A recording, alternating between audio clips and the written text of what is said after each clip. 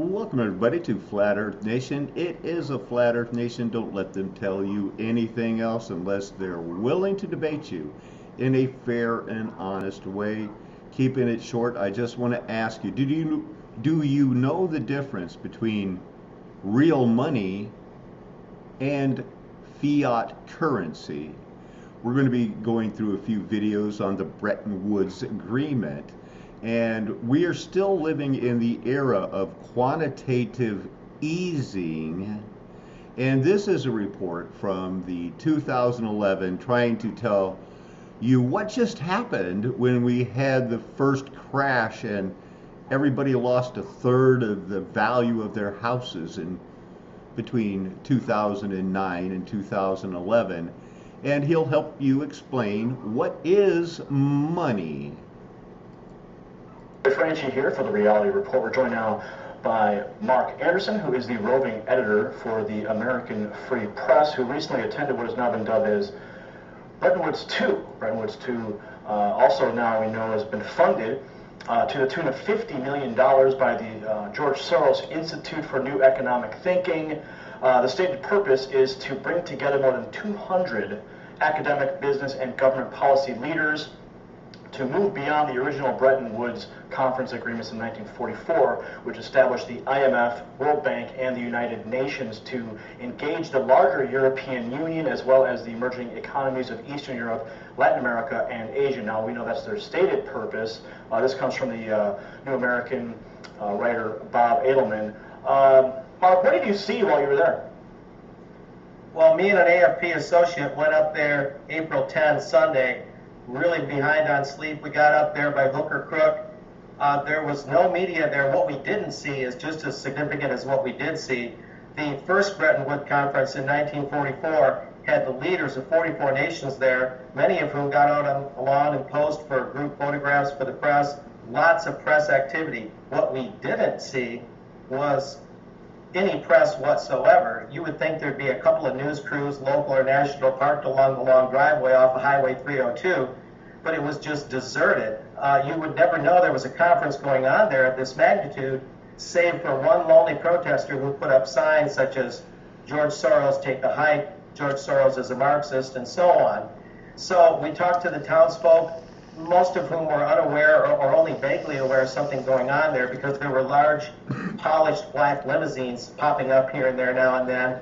And the press of any kind of disagreeable press or press they perceived to be quizzical of what they're doing, and the public, of course, was completely barred. It kind of mimicked the annual Bilderberg meetings in many ways, although more low-key.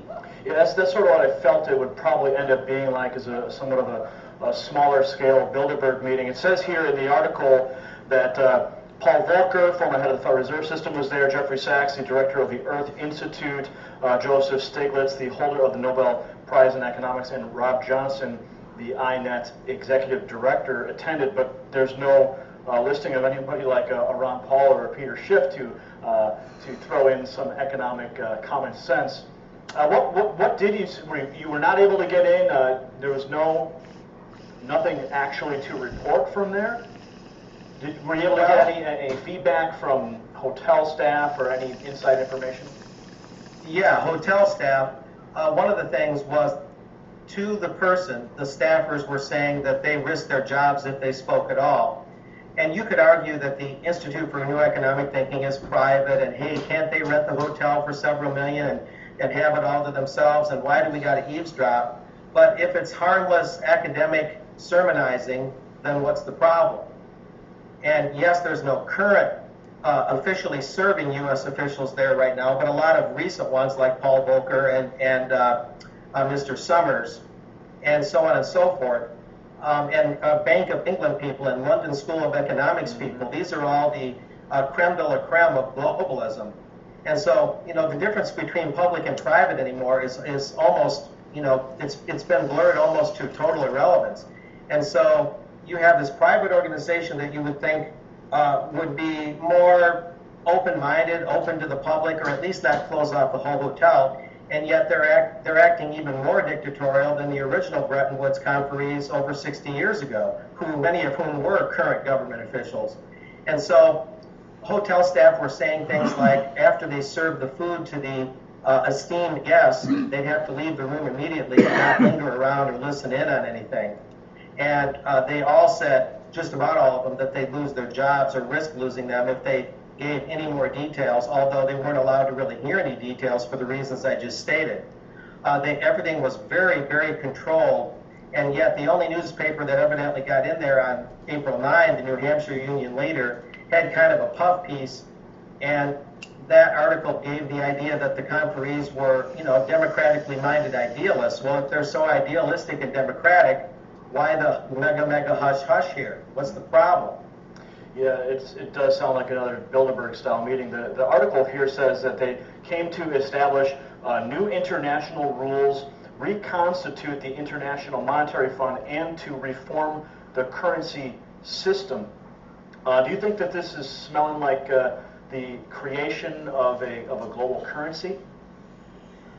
I suspect that it is, possibly because the dollar is tanking so bad, also because I've always suspected in my personal analysis that all the clamoring to end the Fed, or at least end Federal Reserve notes, they might say, sure, we'll do that. Here's your Amiro, or here's your Bancor, or these different names that have been given to proposed regional and global currencies over the years. They might have some sort of other currency waiting in the wings that would go along with the North American Union.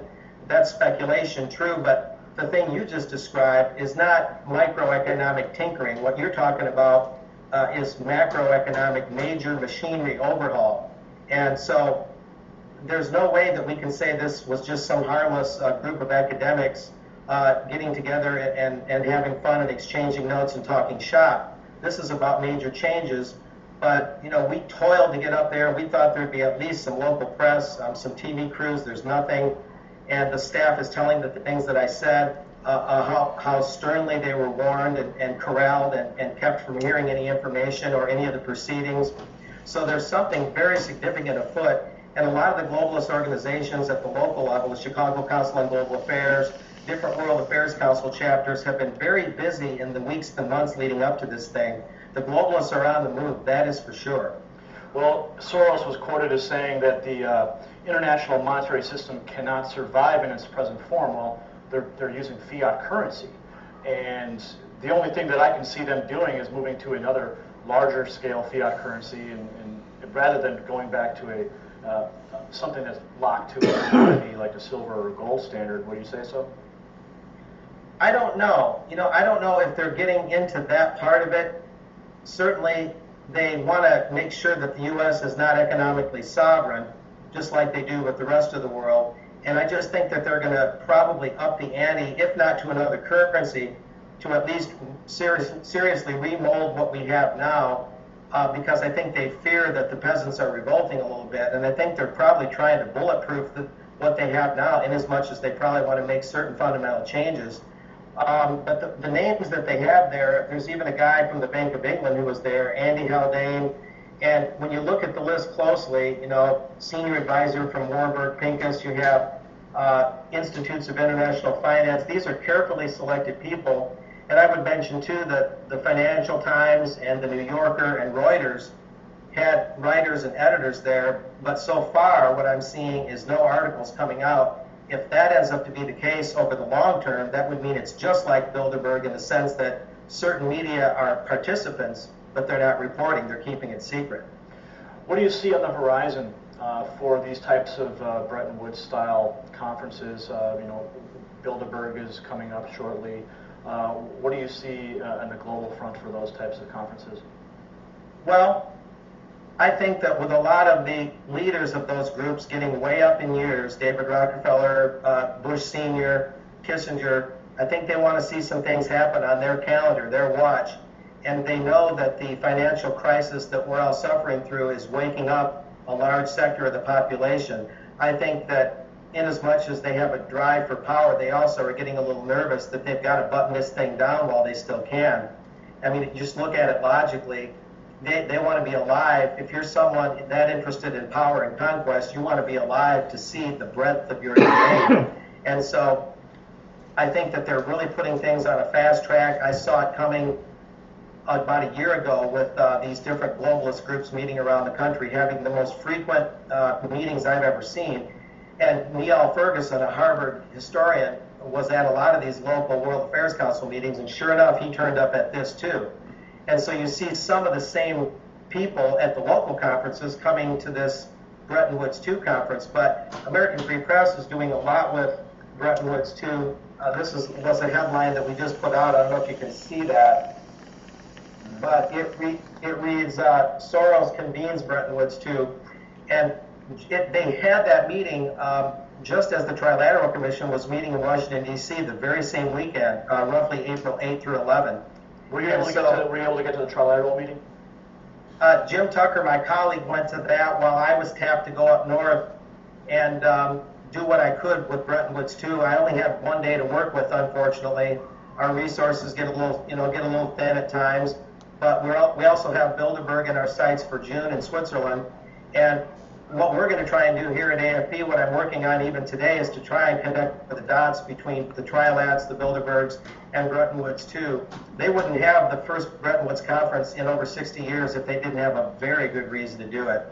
And needless to say, it's difficult to find out precisely what they talked about. But we have some plans here at AFP, and I'm sure you do at Republic Magazine and Reality Report, to unearth those things, strand by strand, link by link. Yes, we do. What's your website, Mark? AmericanFreePress.net. All right, we'll look forward to the reports coming out of AFP at your newspaper, and we'll have you back on for another update. Now let's consider the Bretton Woods monetary system, which formed the basis of the post-World War II monetary order. This arrangement was negotiated in 1944 during the Second World War in Bretton Woods, New Hampshire, pictured here. It was to last until 1971. Note that the British negotiator was the famous economist John Maynard Keynes. By the way, this was the very first time that a monetary order for pretty much the world as a whole was explicitly negotiated and constructed with written rules.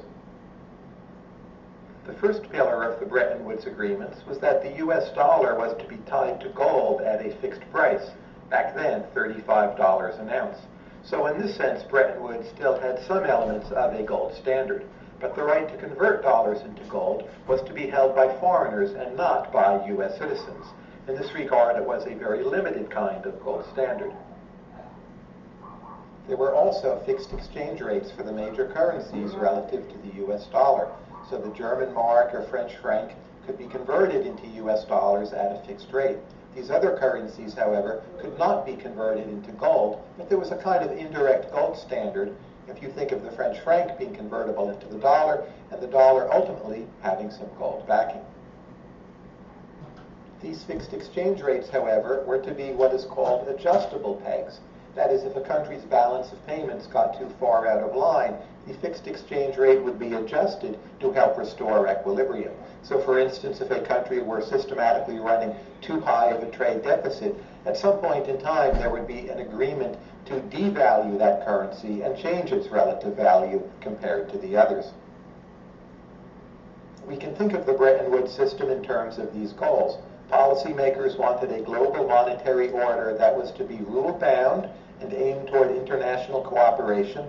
At the same time, they wanted a kind of policy independence for individual nations when it came to monetary and fiscal policy. So those fixed exchange rates were not to be too tight. Keep in mind also, in the earlier years of Bretton Woods, there were very often capital controls, so it was possible to have some degree of autonomous monetary and fiscal policy combined with these fixed exchange rates.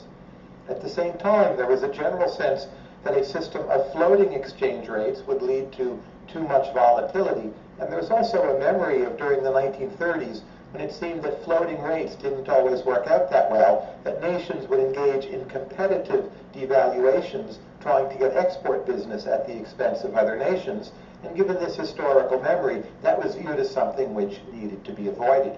If you put together all of these goals, and you then have a position where the United States is really the world's dominant economic power, well, what you came up with was something like the Bretton Woods system. A big change for the Bretton Woods system comes in 1958 with the general onset of currency convertibility. This basically means that capital controls are falling away and the major European currencies can be converted freely into other currencies. This was likely necessary simply to support the growing amount of world trade and the growing quantity of global capital movements. But at the same time, once currencies became freely convertible, as we'll see, this was eventually to herald the end of the Bretton Woods system. One problem with the Bretton Woods system is that this whole idea of the adjustable pegs eventually proved to be disruptive, especially once capital controls were abandoned. Markets would have the sense that governments were planning some adjustment of the peg, speculation would set in, it would break the initial peg, and for a greater discussion of this topic, see our video on speculative attacks. But in any case, this meant that governments couldn't really manage those pegs the way they wanted to, but overall the opinion of the market as to what exchange rates should be was to prove more and more influential. Another general problem of Bretton Woods, especially in the earlier years, is something called the dollar shortage. You can think of Bretton Woods as a kind of pyramid system, with the dollar as a kind of base connected to gold and the other currencies connected to the dollar. The US dollar was explicitly specified as the global reserve currency.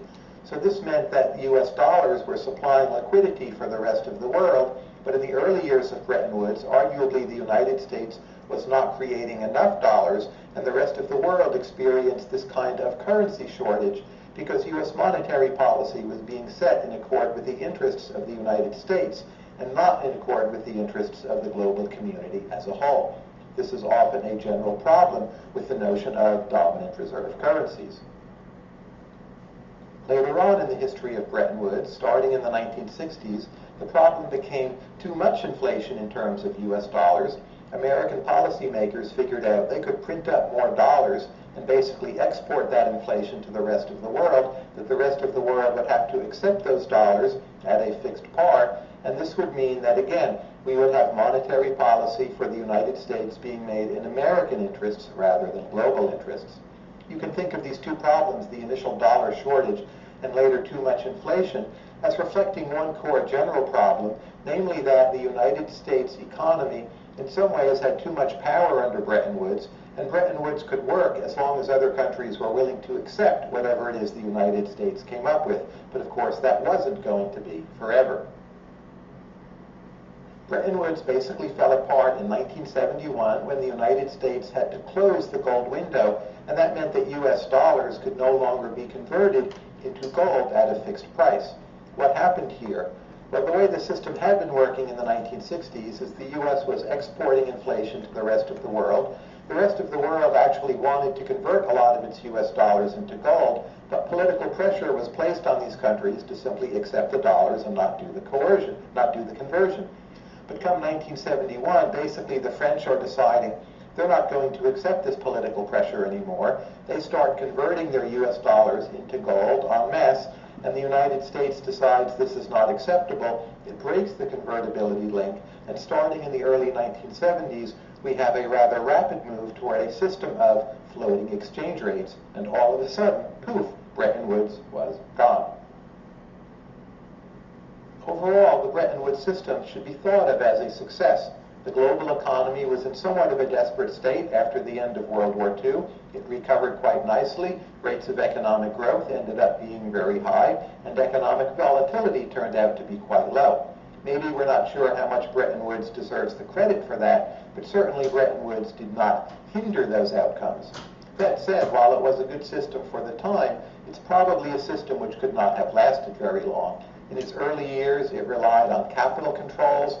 Over the longer haul, those fixed pegs were subject to being broken by market speculative attacks, and the whole system really rested on the notion of the United States as a dominant superpower, one which over time a lot of other nations were simply not willing to accept. To read more on Bretton Woods, of course, enter the key terms into Google and scholar.google.com. One piece I find especially useful is one by Michael Bordeaux on Bretton Woods that is available online. And all of those will, if you have a pen, write them down.